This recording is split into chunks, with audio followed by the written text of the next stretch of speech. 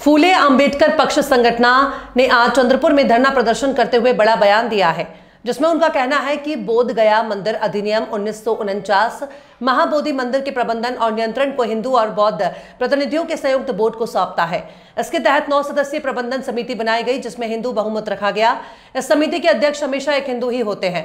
उन्होंने आगे बताया कि अधिनियम के कारण हिंदू बहुल समिति बौद्धों को उनके अधिकारों से वंचित रखती है और यूनेस्को द्वारा मान्यता प्राप्त विश्व धरोहर के साथ छेड़छाड़ कर बौद्ध धर्म के मूल स्वरूप को बदलने का निरंतर प्रयत्न कर रही है, जिससे बौद्ध धर्म का मूल अस्तित्व खतरे में पड़ता प्रतीत हो रहा है। जिसके चलते उन्होंने प्रशासन से निवेदन किया है कि विश्व धरोहर बौद्ध विरासत की सुरक्षा के दृष्टिगत प्रकरण को गंभीरता से लेते हुए इस असंवैधानिक अधिनियम बोध गया मंदिर अधिनियम 1949 को अवैध घोषित कर पूरी तरह से निरस्त करते हुए महाबोधि मंदिर का पूरा प्रशासनिक नियंत्रण बौद्ध समुदाय को सौंपने के लिए उचित संवैधानिक कार्यवाही करवाते हुए बौद्ध धर्म के अधिकारों को दिलाएं और उचित कार्यवाही की जाए। इस दौरान आंदोलनकारियों ने अपना मनोगत भी व्यक्त किया है, तो आइए जानते हैं उन्होंने क्या कुछ कहा।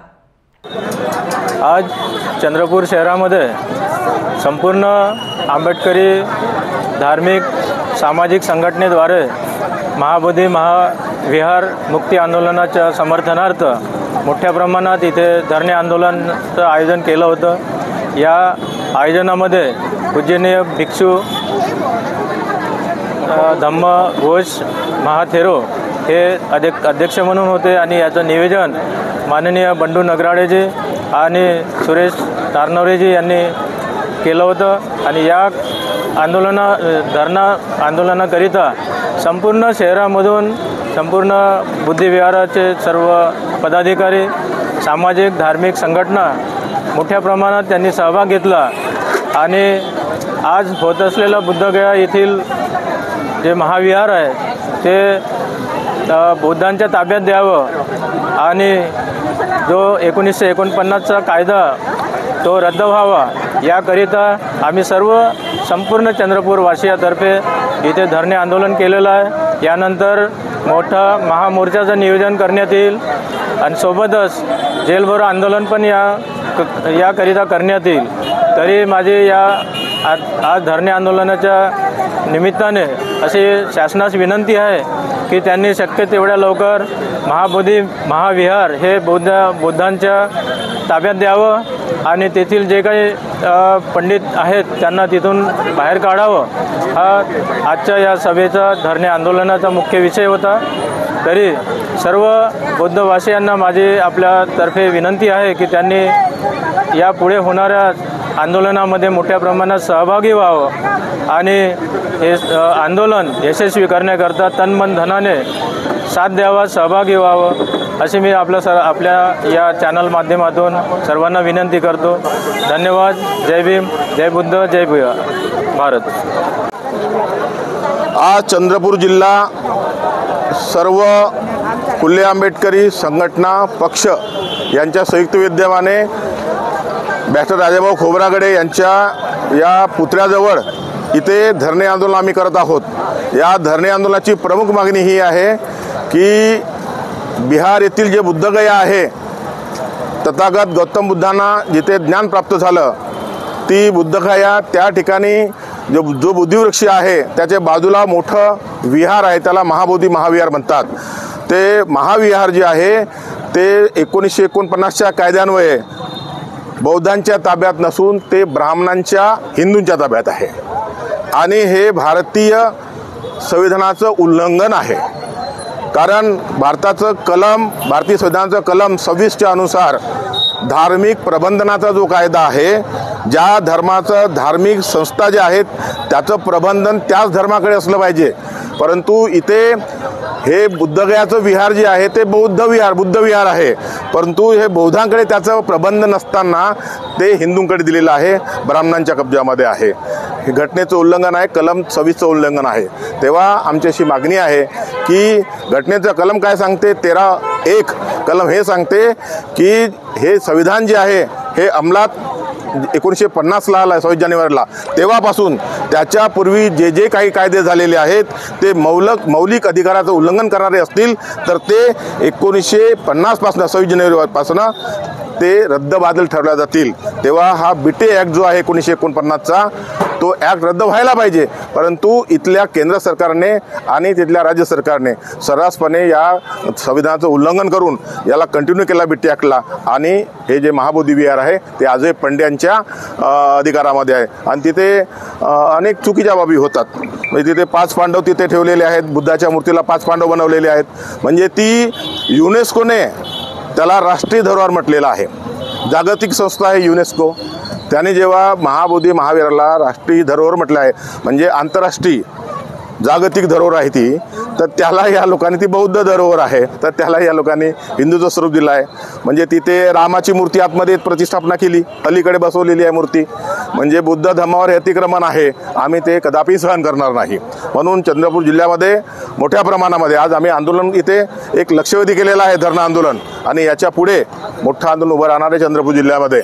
आणि हे आंदोलन महाबोधी महाविहार मुक्ती आंदोलन जे आहे बिहारला जे सुरू आहे त्याच्या समर्थनार्थ आहे आणि या आंदोलनामध्ये महिला सुरुवातीपासूनच मोठ्या प्रमाणामध्ये सहभागी राहिले आहेत। आता आज सुद्धा तनुजा रायपुरी मॅडम या ठिकाणी आहेत, यांच्यासोबत मोठ्या संख्येने महिला आहेत, वैरागडे मॅडम आहेत आणि अनेक महिला या ठिकाणी उपस्थित आहेत।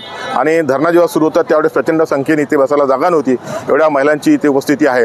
हा अत्यंत जिव्हाळ्याचा इश्यू आहे बौद्धांसाठी आणि आम्ही आता कोणत्याही परिस्थितीमध्ये महाबोधी महाविहार मुक्त केल्याशिवाय राहणार नाही, हा आमचा आम्ही दृढ विश्वास आहे आमचा आणि आम्ही करणार आहोत। धन्यवाद। इथे मराचं तर बुद्ध गया जाऊन मरा तिथं। मी तनुजा रायपुरे, वंचित बहुजन महिला आघाडी महानगर अध्यक्ष। आज इथे सर्व संघटनेच्या वतीने आज असे दिसतात तिकडून नातू शिवा देते, तिकडून सून शिवा देते, महाबोधी पोरगा शिवा देते, पण राहते घरातच।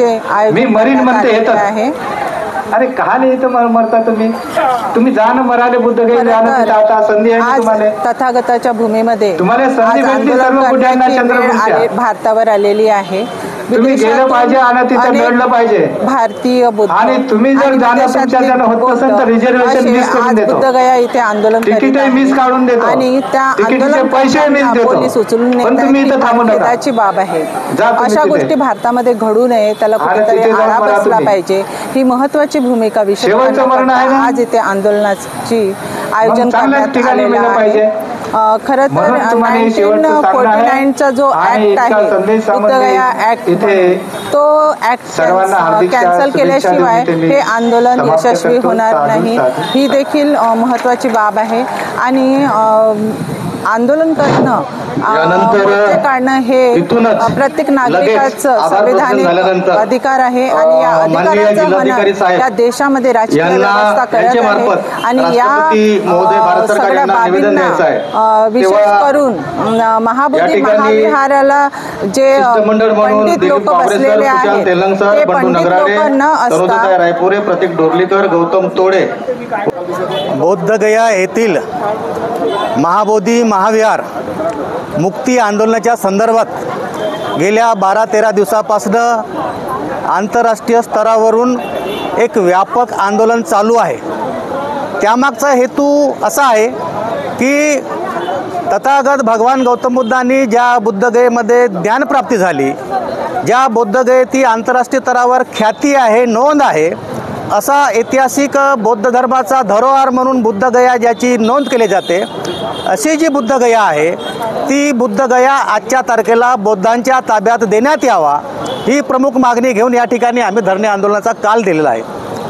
तसं पाहिलं तर प्रत्येकांचा जो धार्मिक अधिकार आहे, जसा की चर्च असेल ते त्यांच्या धम्मगुरू पाद्रीच्या हातात असतं, जैन धर्माचं जे मंदिर असेल ते जैनांच्या हातात असतं, त्याचप्रमाणे बौद्धांचे जे बुद्धविहार आहे ते बौद्धांच्या हातात मिळालं पाहिजे, ही या ठिकाणी आमची प्रमुख मागणी राहिलेली आहे।